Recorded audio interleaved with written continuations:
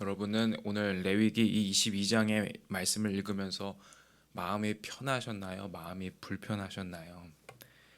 오늘 말씀을 보면은 부정한 음식을 먹었다고 제사장을 쫓아내시고 흠이 있는 재물을 가져왔다고 진노하시는 하나님의 모습을 보게 됩니다.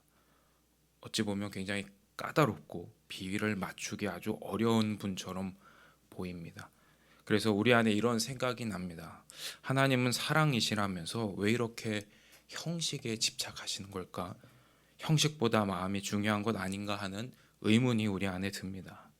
그런데 여러분, 우리가 이 본문을 진짜 불편해하는 이유가 사실 따로 있습니다. 하나님이 까다로운 분이시기 때문이 아닙니다. 오히려 레위기 이 22장의 말씀이 우리가 들키고 싶지 않은 속마음을 정확히 찌르며 드러내고 있기 때문입니다.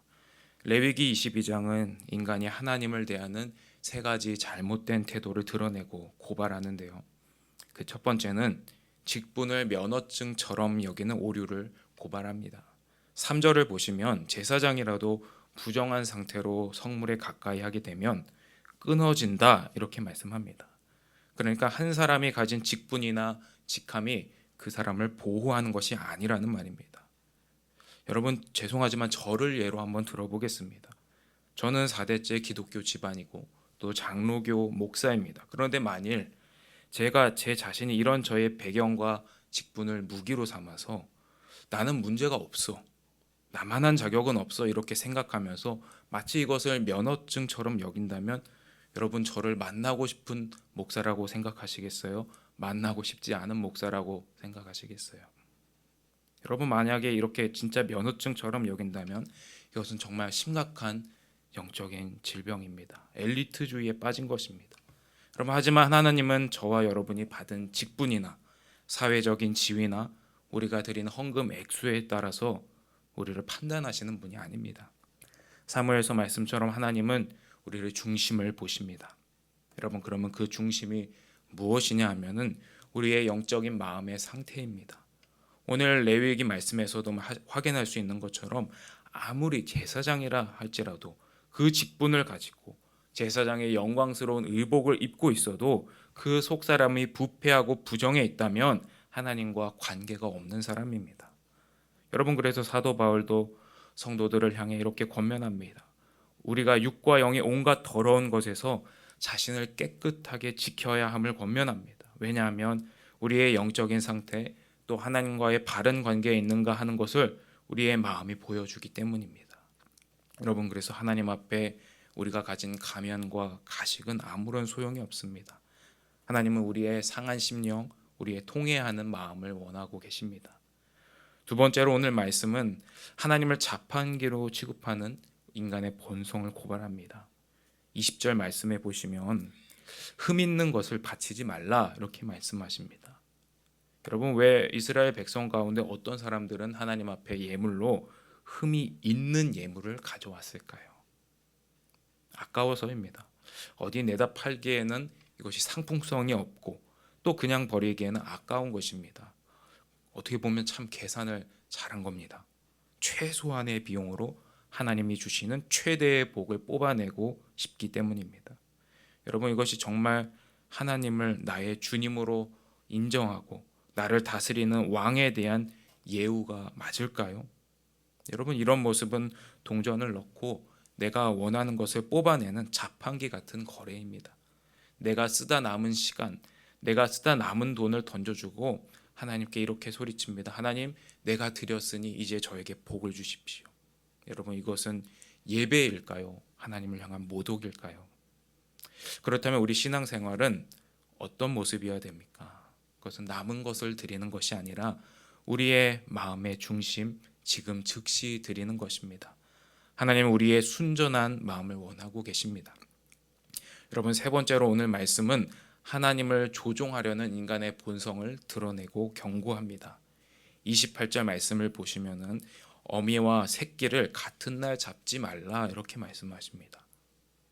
표면적으로 이 말씀이 참 읽어보면 하나님이 동정심이 많으신 분이구나, 하나님 마음이 참 따뜻한 분이신 것 같다, 이렇게 우리가 좀 감성적으로 읽힐 수가 있습니다. 물론 이런 이해가 전혀 틀렸다고 말씀드리긴 어렵습니다. 왜냐하면 하나님은 분명히 동물도 긍휼히 여기십니다. 요나서 말씀만 봐도 그 성읍에 많은 사람들과 동물이 있다는 것을 하나님 아시고 그 성읍을 심판하시는 것을 주저하시는 말씀이 등장합니다. 그렇다면 여러분, 우리는 레위기 22장 28절 말씀을 어떻게 보아야 될까? 그 당시의 배경에 비추어 보아야 합니다. 이것은 당시 가나안 문화에 대한 하나님 나라의 거룩한 문화를 가르치고 계신 것입니다. 가나안 사람들이 어미와 새끼를 한 날에 잡아서 이 생명의 질서를 파괴하면서까지 자기들이 믿는 신을 자극해서 복을 얻어내려 했던 주술적인 행위입니다. 하나님은 이런 가나안의 주술적인 행위를 지금 말씀으로 금지하고 계신 것입니다. 여러분, 우리 안에도 이런 주술적인 모습, 미신적인 신앙의 모습들이 남아있는 것을 보면 마음이 정말 아픕니다. 가령 이런 모습들입니다. 내가 새벽기도 40일을 했는데, 내가 금식기도 일주일을 했는데, 내가 10분의 1을 10분의 2조를 하나님 드렸으니 하나님, 제가 드린 이 결제판에 사인을 좀 해주셔야 됩니다. 여러분, 죄의 영향을 받은 인간의 본성은 자신의 정성과 자신의 치성을 가지고 하나님을 통제하려는 유혹을 받습니다. 여러분, 이것은 결코 건강한 신앙인의 모습이 아닙니다. 여러분, 결국 이 본문 앞에 서게 되는 우리는 어떨까요? 우리 중 누구도 마음이 온전한 자, 정결한 사람이 없습니다. 우리 중 누구도 전부를 드린 사람이 없습니다.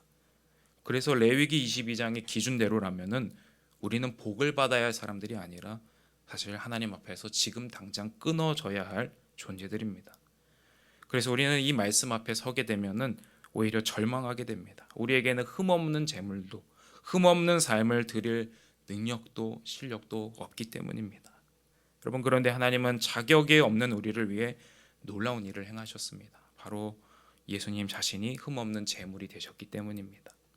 내 앞에 끊어지리라는 이 저주는 원래 우리가 받아야 할 저주입니다. 그런데 예수님이 십자가에서 우리 대신에 그 끊어짐을 당하십니다.